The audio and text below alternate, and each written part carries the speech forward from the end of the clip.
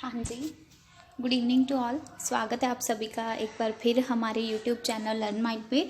CTET तो हो चुका है 31 जनवरी को। आज हम जो आंसर की है जो हमने बनाई है मतलब मिल करके, तो वो हम आपके साथ डिस्कस करेंगे। सीडीपी की भी और ईवीएस की कल या परसों हम डिस्कस करेंगे। बाकी ये एक एस्टिमेशन नहीं है, हम अपने एक्सपीरियंस से कह रहे हैं। ये बहुत इजी जो सीडीपी आई थी बहुत इजी है, बच्चों का खेल थी बिल्कुल। इसमें से 30 से 28 तो कहीं भी नहीं जा सकते आपके। अगर बाई चांस हुआ हमारी शीट भरने में भी कई बार हमारी गलती हो जाती है तो 27 या 26 तो आपके पक्का ही इसमें आ सकते हैं, क्योंकि इतनी ईजी आई थी, हमने सब कुछ पढ़ा हुआ था इसमें से।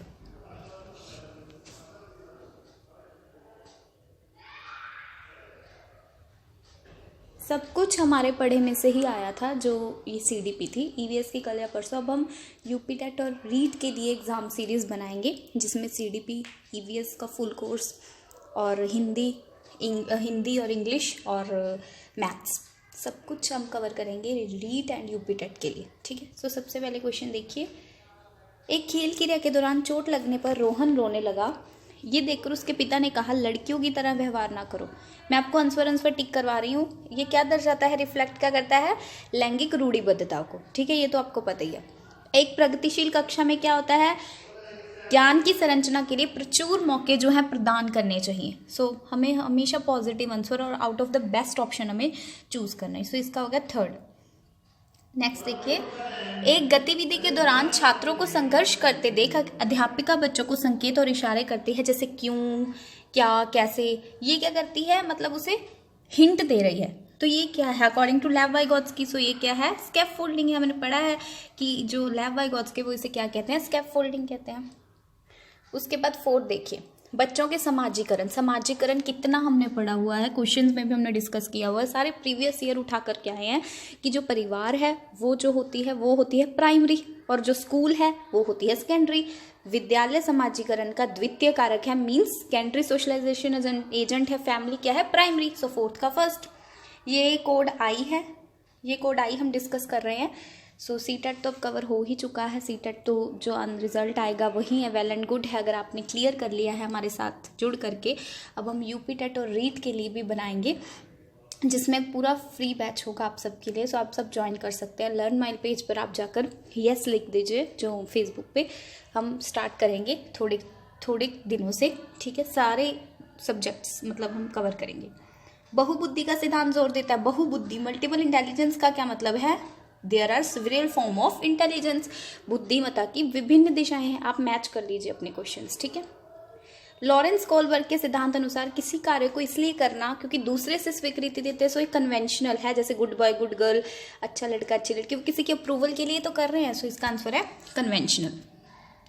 लेव वाइगोत्स्की का सामाजिक सांस्कृतिक परिप्रेक्ष्य क्या करता है, कल्चरल टूल्स। बाकी देख लेते हैं, एट्रीब्यूशन नहीं, इक्विलिब्रेशन तो वो प्याजे बोलते हैं, मोटिवेशन नहीं। ये तो कल्चर, सोसाइटी, कल्चर और लैंग्वेज, इनकी तो तीन एस्पेक्ट है, सोसाइटी, लैंग्वेज और कल्चर। ये तीनों एस्पेक्ट क्या है वाइगोत्स्की के। जीन पियाजे और अपने संज्ञानात्मक विकास के सिद्धांत में संज्ञानात्मक संरचनाओं को डैश के रूप में वर्णित करते हैं। किसके रूप में वर्णन करते हैं, स्कीमास। स्कीमास क्या होते हैं, पॉकेट ऑफ नॉलेज। ऐसे हमारे दिमाग में ऐसे पॉकेट्स ऑफ नॉलेज होते हैं जिसके बारे में हम कंसेप्ट बनाते हैं जिसमें से। ठीक है, उसके बाद है जीन पियाजे से कितने क्वेश्चन उठ करके आए हैं। जीन पियाजे के संज्ञानात्मक विकास के सिद्धांत में जो पूर्व संक्रियात्मक अवस्था है जो 2 से 7 साल की, वो क्या है, सेंट्रेशन इन थॉट। बच्चे में ईगो सेंट्रिक अवस्था है ये।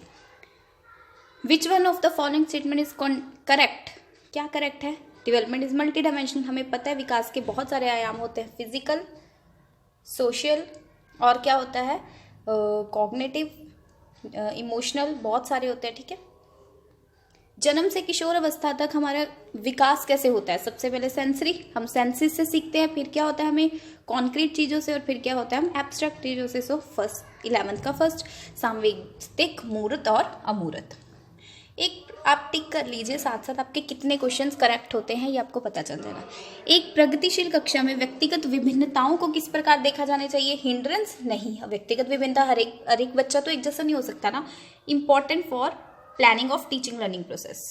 फोर्थ 13 क्वेश्चन देखिए, एक समावेशी कक्षा में डैश पर जोर होना चाहिए। किस पर जोर होना? सेग्रीगेशन पर, बच्चों को अलग अलग करने पर। अनडिफ्रेंशिएटेड इंस्ट्रक्शन कभी भी नहीं, हम डिफ्रेंशिएटेड इंस्ट्रक्शन जो है वो चूज करते हैं। Providing the opportunities aiming at maximum potential of individual children, बच्चे के समर्थ को अधिकतम करने के लिए अवसर, कि बच्चा अपनी जो पोटेंशियल है उसको ज़्यादा से ज़्यादा कर सके। According to right of person with disability act, हम क्या टर्म यूज़ करते हैं? स्टूडेंट विद डिसेबिलिटी, हम ये कहते हैं स्टूडेंट विद फिजिकल डिसेबिलिटी, ठीक है।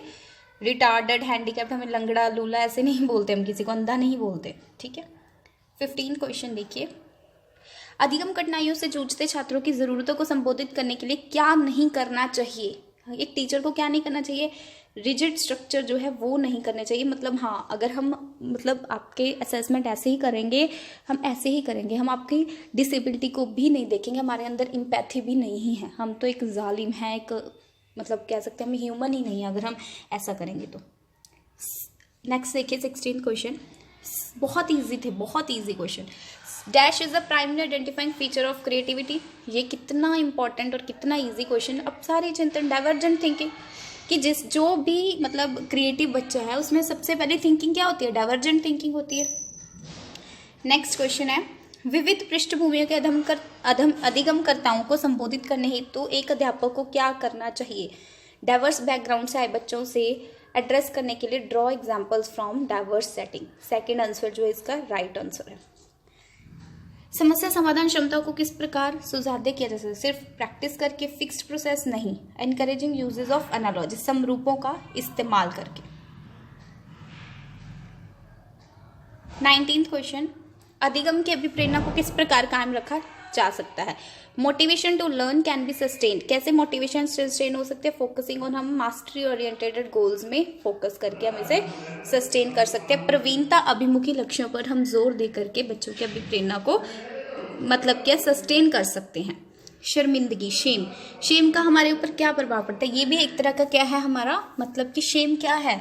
एक जब बच्चे को शर्मिंदगी होती है, जब बच्चे को गलत काम करता है उसे दूसरों द्वारा जो है फटकार लगाई जाती है, जब उसको दूसरों के द्वारा गलत बोला जाता है और सबके सामने वो शर्मिंदा होता है, तो इसका नेगेटिव इम्पैक्ट पड़ता है बच्चे की कॉग्निशन पर, बच्चे के संज्ञान पर, बच्चे का दिमाग जो है वो खराब हो जाता है इससे। नेक्स्ट देखिए 21, निम्न में से अध्यापन अधिगम का सबसे प्रभावशाली माध्यम कौन सा है? क्या एक इफेक्टिव है? रोट मेमोराइजेशन, हम रोट मेमोराइजेशन को तो कभी भी नहीं वो करते। ऑब्जर्वेशन, इमिटेशन कुछ भी नहीं। एक्सप्लोरेशन, सबसे ज़्यादा बेस्ट वर्ड है एक्सप्लोरेशन। एक्टिविटी, बच्चा सक्रिय भागीदारी, ये सबसे अच्छे अच्छे प्यारे प्यारे वर्ड्स हैं।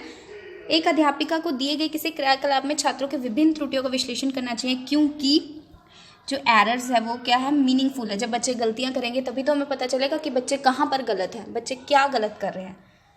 नेक्स्ट देखिए 23, आप टिक करते चले जाइए, बस मार्क करते चले जाइए, ठीक है। बच्चों को सीखने में कठिनाई होती है कब होती है बच्चों को? इन्फॉर्मेशन जब क्या है एक चंक्स में जो है प्रेजेंट की जाए, डिस्कनेक्टेड चंक्स, बच्चे को समझ में नहीं आता कि मैं कैसे कनेक्ट करूं इस इन्फॉर्मेशन को, तब बच्चों को बहुत ज़्यादा कठिनाई होती है। एक की हमने लात टांगे पकड़ ली और एक की हमने सिर पकड़ लिया, एक की हमने टांगे पकड़ ली, तो ऐसे कैसे हो सकता है ना? फिर ये डिस्कनेक्टेड हो जाएगा, बच्चे कैसे कनेक्ट कर पाएगा अपने मतलब की पढ़ाई को, कैसे सीखेगा जब उसे पता ही नहीं चलेगा, डिस्कनेक्टेड होगा सब कुछ, तो उसे समझ में नहीं आएगा ना मुझे क्या सीखना चाहिए। अधिगम की सर्वोत्तम अवस्था जब एक मॉडरेटल तो अराउजल होगा और कोई डर नहीं होगा, नो फियर, जब बच्चे में कोई डर नहीं होगा, और मॉडरेटल अराउजल होगा, ना तो हाई अराउजल हाई फियर डर से नहीं, लो अराउजल हाई फियर नहीं, नो अराउजल, जब अराउजल ही नहीं है तो फियर कैसे, ठीक है। अधिगम का संरचनात्मक कंस्ट्रक्टिविज्म व्यू, आप ही बता दीजिए कि बच्चा क्या हो सकता है? प्लेन एक्टिव रोल, थर्ड, बिल्कुल सिंपल। नेक्स्ट देखिए 26 क्वेश्चन, अधिगम के लिए क्या कौन सी धारणा उपयुक्त है? एबिलिटी को इम्प्रूव किया जा सकता है, जो योग्यता है वो सुधारी जा सकती है हमारी। Conceptual understanding among students is likely to improve in the settings which focus on inquiry and dialogue, कि जो बच्चे की कंसेप्चुअल अंडरस्टैंडिंग है वो संवाद से हम बेहतर कर सकते हैं। लास्ट देखिए, लास्ट थर्ड क्वेश्चन, एक कार्य के दौरान साइना स्वयं से बात कर रही है, तो ये क्या है? सेल्फ रेगुलेशन, बच्चा क्या है? खुद को सेल्फ रेगुलेट कर रहा है। Evaluation practice should aim at, कि इवैल्यूएशन लेबलिंग करने के लिए नहीं, identifying students need and requirement, बच्चे की नीड और रिक्वायरमेंट के लिए। बच्चे के विकास की व्यक्तिगत विभिन्नताएं क्या होती हैं? हेरिडिटी और एनवायरनमेंट का इंटरप्ले हमने कितनी बार किया हुआ है। सो ये थे हमारे जो सीटेट में आए हुए क्वेश्चन अभी कल परसों। अगर आपने हमारे चैनल को सब्सक्राइब नहीं किया है तो सब्सक्राइब कर दीजिएगा और लाइक एंड शेयर ज़रूर कर दीजिएगा। हम ईवीएस और बाकी सब्जेक्ट्स के आंसर की भी आपके सामने लेकर आएंगे। Thank you so much. ये थी CDP की। Thank you so much.